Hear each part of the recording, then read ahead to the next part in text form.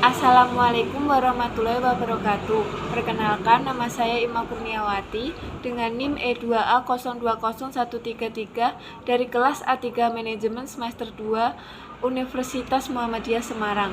Saya di sini akan menyampaikan atau menjelaskan tentang puasa Ramadan, syarat puasa, rukun puasa, aktivitas sehari-hari yang saya lakukan selama bulan Ramadan, dan perilaku atau kebiasaan orang lain yang seharusnya tidak dilakukan selama bulan Ramadan. Bulan suci Ramadan adalah bulan yang penuh keberkahan, ampunan dan rahmat serta kasih sayang dari Allah SWT. Oleh karena itu, kita sebagai umat muslim diwajibkan untuk melaksanakan ibadah puasa pada bulan Ramadan dengan tujuan agar pada bulan Ramadan kita menjadi orang yang bertakwa, seperti dinyatakan pada Quran surat Al-Baqarah ayat 183 yang artinya, "Wahai orang-orang yang beriman, diwajibkan atas kamu berpuasa, sebagaimana diwajibkan atas orang-orang yang sebelum kamu agar kamu bertakwa." Puasa Ramadan adalah suatu amalan ibadah yang dilakukan dengan menahan diri dari segala hal yang membatalkan puasa, seperti makan dan minum atau perbuatan buruk, mulai dari terbit fajar hingga terbenamnya matahari, yang disertai dengan niat karena Allah SWT dengan syarat dan rukun tertentu. Syarat dan rukun puasa harus dipenuhi dan dipahami oleh setiap muslim agar ibadah puasanya menjadi sah. Salah satu syarat puasa adalah mempunyai keyakinan Islam atau beragama Islam, balik, berakal sehat, sehat jasmani dan rohani, suci dari haid dan nifas, bukan seorang musafir atau sedang melakukan perjalanan jauh. Sedangkan rukun puasa adalah niat. Niat hendaknya diucapkan malam hari sebelum menjalankan puasa keesokan harinya. Bisa diucapkan sebelum sahur atau setelah sholat tarawih. Mampu menahan diri dari segala hal yang dapat membatalkan puasa, mulai dari terbit fajar hingga terbenamnya matahari dengan niat karena Allah SWT. Aktivitas sehari-hari yang saya lakukan selama bulan Ramadan adalah: yang pertama, sholat 5 waktu, karena sholat adalah tiang agama. Hal ini telah disebutkan dalam hadis Rasulullah yang diriwayatkan oleh Baihaqi. Sholat adalah tiang agama, maka barang siapa yang mendirikannya, maka sungguh ia telah mendirikan agama, dan barang siapa yang meninggalkannya, maka sungguh ia telah merubuhkan agama. Selain menjadi kewajiban setiap umat muslim sehari-hari, pada saat datangnya bulan Ramadan, hendaknya kita lebih meningkatkan tingkat ibadah dengan sholat 5 waktu, karena pahala kita akan dilipat gandakan oleh Allah SWT. Yang kedua, membaca Al-Quran. Membaca Al-Quran memiliki banyak sekali kebaikan, terlebih Allah SWT akan melipat gandakan pahala kita pada setiap amalan yang dilakukan oleh umat Islam di bulan suci Ramadan. Rasulullah Shallallahu Alaihi Wasallam bersabda, "Barang siapa yang membaca satu huruf dari Al-Quran, maka ia telah mendapatkan satu kebaikan, dan dari satu kebaikan itu akan berlipat menjadi 10 kebaikan." Yang ketiga adalah sholat tarawih. Sholat tarawih merupakan ibadah sunnah yang hanya bisa dilaksanakan di bulan Ramadan saja. Hukum sholat tarawih adalah sunnah mu'alaf. Sholat tarawih ini biasanya dilakukan di masjid secara berjamaah atau bersama-sama. Biasanya sholat tarawih ini dilakukan setelah sholat isya dan diakhiri dengan sholat witir. Meskipun merupakan amalan sunnah, namun bagi umat Islam yang rajin mengerjakan sholat tarawih akan mendapatkan limpahan pahala dan rahmat kebaikan dari Allah SWT. Selain sholat tarawih, kita juga harus menjalankan sholat sunnah lainnya seperti sholat duha, sholat tahajud, sholat sunnah rawatib. Bulan suci Ramadan adalah bulan yang sangat dinantikan oleh seluruh umat muslim di dunia. Setiap orang pasti merindukan Ramadan, baik suasananya, ibadahnya, dan lain-lain.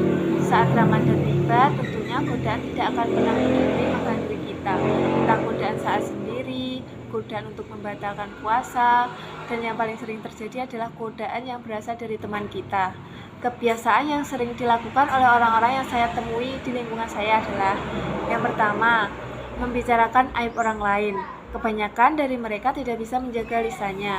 Mereka saling menggunjing dan saling membicarakan keburukan orang lain. Bahkan ada yang mengadu domba antara yang satu dengan yang lain.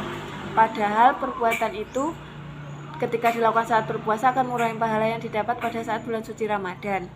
Nah, yang kedua, saya juga menemui seseorang yang sengaja membatalkan puasa. Mereka sengaja membatalkan puasa dengan alasan karena godaan dari teman, dan ada juga yang beralasan karena tidak kuat, dan ada yang juga bermalas-malasan untuk melaksanakan ibadah puasa, sehingga mereka tidak melakukan ibadah puasa. Nah, yang ketiga, berduaan dengan yang bukan mahramnya. Padahal berduaan dengan yang bukan mahramnya itu merupakan perbuatan yang dilarang oleh Allah Subhanahu wa taala. Sehingga pada bulan Ramadan kita harus menghindari perbuatan tersebut. Saya akan memberi tanggapan mengenai kebiasaan orang lain yang seharusnya tidak dilakukan selama bulan Ramadan.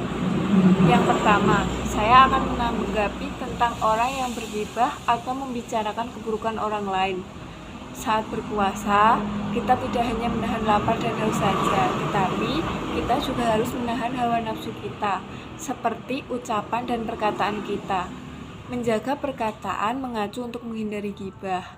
Ghibah adalah membicarakan atau menggunjing aib orang lain, berprasangka buruk pada orang lain, membicarakan apa yang dibenci orang lain ketika orang itu tidak ada.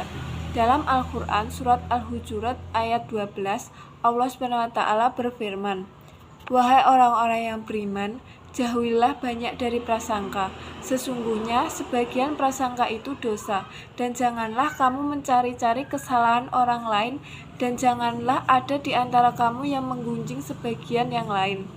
Apakah ada di antara kamu yang memakan daging saudaranya yang sudah mati? Tentu kamu akan merasa jijik." Nah, sebaiknya saat berpuasa hendaknya kita tidak membicarakan aib orang lain, karena puasa kita tidak akan ada nilainya di mata Allah Subhanahu wa taala, dan pahala kita akan berkurang jika kita masih terus berghibah atau membicarakan keburukan orang lain. Dan kita juga harus introspeksi diri sebelum membicarakan keburukan orang lain, bahwa diri kita sendiri masih memiliki banyak kekurangan dan kesalahan yang harus dibenahi. Yang kedua, saya akan menanggapi tentang seseorang yang sengaja membatalkan puasa. Saat berpuasa, ketika ada teman kita yang mengajak untuk muka, sebaiknya kita menolak, karena itu merupakan perbuatan yang dilarang oleh Allah Subhanahu wa taala. Kita juga harus menahan diri untuk tidak ikut membatalkan puasa kita. Dan kita jangan terlalu mengikuti nafsu kita, karena jika kita terlalu mengikuti nafsu kita bisa salah jalan. Seharusnya pada bulan Ramadan kita harus memperkuat iman kita, karena Allah Subhanahu wa taala akan selalu melindungi kita dari orang-orang yang buruk dan perilakunya yang juga termasuk buruk seperti membatalkan puasa. Orang yang sengaja membatalkan puasa, dia harus bertaubat dengan ikhlas, menyesali dosa yang telah dia lakukan, kembali melaksanakan puasa Ramadan jika berjumpa kembali, bertekad untuk tidak mengulangi kesalahan yang pernah dilakukan. Dan taubat tersebut dilakukan sebelum datang kematian atau sebelum matahari terbit dari sebelah barat. Kemudian ia pun seharusnya menambah banyak kebaikan dengan menambah puasa sunnah dan kebaikan lainnya agar kejelekan tadi dapat ditutupi. Yang ketiga, saya akan menanggapi tentang seseorang yang berduaan dengan lawan jenis yang bukan mahramnya pada saat bulan Ramadan. Kita pasti tahu kan kalau pacaran adalah perbuatan yang dilarang oleh Allah Subhanahu wa taala. Seperti yang sudah dijelaskan di dalam Al-Qur'an, ada ayat yang menjelaskan tentang larangan untuk pacaran, karena pacaran akan mengarah kepada perbuatan zina dan akhirnya akan mendatangkan dosa bagi mereka yang melakukannya. Orang yang berpuasa sudah sepatutnya untuk menghindari hal-hal yang dilarang dalam agama, karena hal itu dapat menyebabkan puasanya menjadi sia-sia. Berduaan dengan lawan jenis yang bukan mahramnya diharamkan dalam Islam. Larangan untuk berduaan dengan pasangan yang belum halal ini terdapat dalam sebuah hadis. Barang siapa yang beriman kepada Allah dan hari akhir, maka jangan sekali-kali berduaan dengan perempuan yang bukan mahram, karena yang ketiga di antara mereka adalah setan. Hadis riwayat Ahmad. Sebaiknya perbuatan seperti itu harus kita hindari, karena itu merupakan perbuatan yang dilarang oleh Allah. Sebaiknya saat berpuasa kita hendaknya menguatkan iman kita agar ibadah kita menjadi berkah. Nah, cukup sekian penjelasan saya mengenai tentang puasa Ramadan, syarat wajib puasa, rukun puasa, dan aktivitas yang saya lakukan selama bulan Ramadan, dan kebiasaan buruk yang sering dilakukan di lingkungan saya pada saat bulan Ramadan. Apabila masih ada kekurangan dan salah kata, saya mohon maaf. Wassalamualaikum warahmatullahi wabarakatuh.